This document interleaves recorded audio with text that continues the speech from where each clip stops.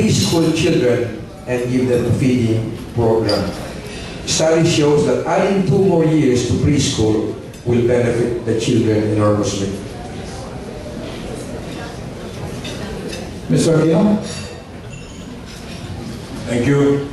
With regard to micro-enterprise, I was saying let us have a micro-enterprise in the barangay level. If we will continue the CAKE program, first we will discuss this with the multi-sectoral governing council, whether this is a good idea or a gift certificate will be sufficient instead of distributing cakes. And then we can introduce here cooperatives. As I said, it is easy to have an easy platform, but how to do it is always the problem. I am saying if we reallocate our budget, I think we can put in additional 500 million for education, preschool, and the like. We can put another 500 million for livelihood, for instance. Since we have 2 billion, and I suppose if we streamline our operations, we can even save more. So this is part of the reallocation of the budget, how to do what is necessary. Thank you.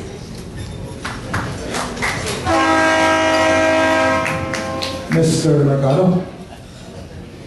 Hindi naman po kinakailangan baguhin ang under ng programa. Ang kailangan lang po ay improvein yung mga under ng programa at huwag kapitan ng politika. Kung ano po ang programa para sa isang tinamahali, kay kakampi mo, kay hindi mo kakampi sa politika, dapat mong ibigay. Hindi ba yung pamahalaan na mamimili ng kinakampihan? Hindi ba yung pamahalaan na binibigyan lang ng tulong ay yung boboto sa akin o hindi? Ako ko ay walang babaguhin sa kasalukuyang programa. Pero ang akin kaya sabihin, i-improve ko at ibibigay ko sa mamamayan ng Makati ng pantay-pantay, walang tiniting ng mayaman at mahirap, walang tiniting na kung ibinoto po ako o hindi. Maraming salamat. Thank you, Mr. Mercado. Mr. Binay? Ano po yan, yung benefits that you're saying are being appreciated, number one, by our senior citizens.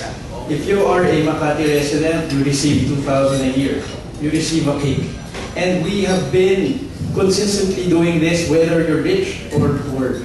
Ito po ay benefits being given to all Makati residents. Flowers are not being, the money is not being taken from the city's project. Through sound fiscal management, we have been able to give other benefits for our citizens. Alam po ninyo, ang dami nga nakikiusap, kahit po dito sa Rotary, if they can be given our blue card for our senior citizens, even if they are not Makati residents. As for the preschool, we are already doing that. In fact, we have been encouraging the national government to add 2 more years because we have already experienced that children are having a hard time when they enter elementary. Once they reach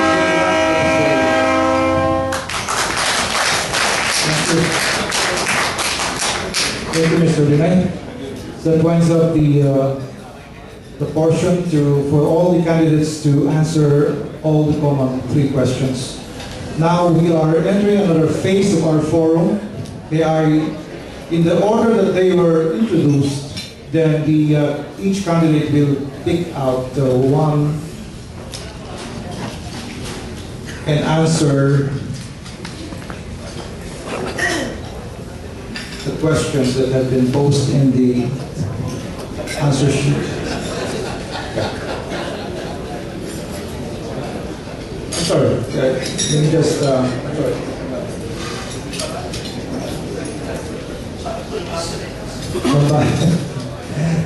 Okay, mukhang nagkaroon ng the reason behind this randomized questions would be to be able to give the one who picked a question a fair chance, because the others, if there will be a common question, the others will be able to anticipate and prepare for the questions, okay? That's why we have a randomized questionnaires.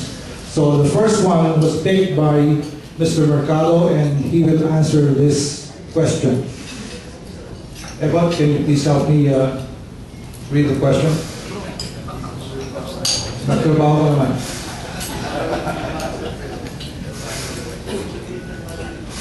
Yeah, according to Governor here. This is intended for Mr. Mercado.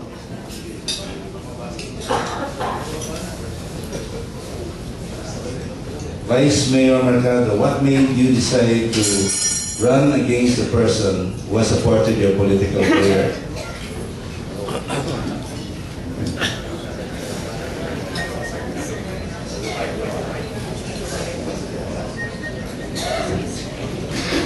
Alam po ninyo, hindi ko pinangarap lumaban kay Mayor Binay, sa totoo lang. Ako po, mula noong 2007, hinahanda ni Mayor Binay para kanyang kandidato mayor para sa darating na halalan sa Makati. 3 taon po yun, pero nung pong dumating ang birthday niya, na iba na istorya, dahil natatakot daw po ang pamilya niya na baka hindi ko na ibalik ang magka-mayor sa kanila. Ako ho, nag-lakbay na, malayo na ho ang aking narating. Ang akin yung paniniwala, mas mahigit na ako sa kalahati. At mas malayo ho ang lalamuin ko kung ako ilalamuin pabalik. Kaya dinesisyonan ko ho, dumiretso na, kasi mas malapit na yung pampang na lalatingin ko kaysa ako'y mag-maneuver pa. Salamat po.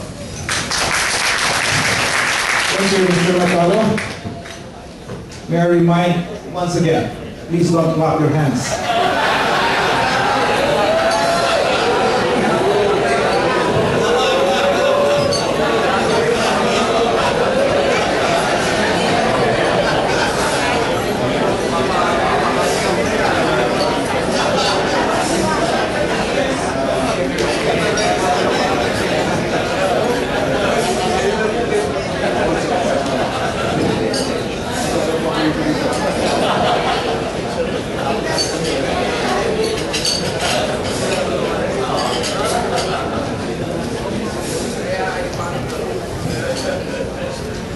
This is coming from the floor. Once again, what is your slogan and how do you plan to implement this slogan? The slogan is, yaman ng Makati ay para sa nakakarami. So that how do I intend to implement this program? Through my healthy program. Again, I go back to HEALTHY, which are health, a concentration on health. I would like to have a more preventive program rather than curative. At the same time, I'm interested in professionalizing Hospital ng Makati. E for education, including the teachers that need a little education because of English proficiency that is lacking among the students. And then A for accountability. Now that is very important. This demands honesty for all the public officials, and therefore accountability and transparency are a must. The others include livelihood and housing and youth.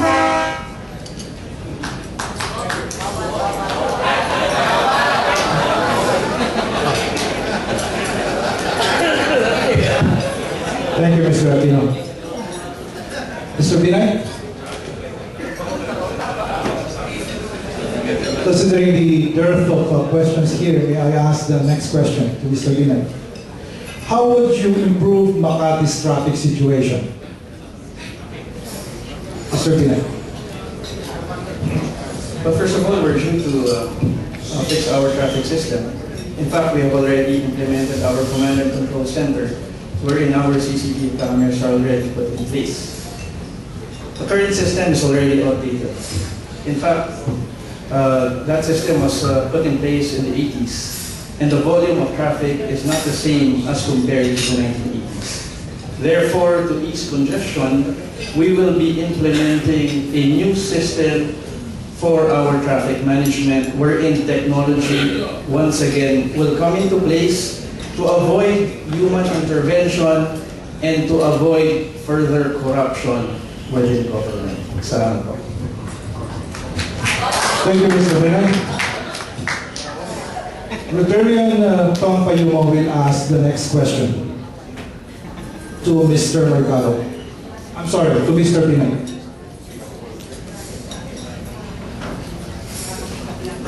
It is a fact that buildings are being constructed in former parking spaces and open parks, such as the parking space between Intercon and Rustan, Ugarte Park.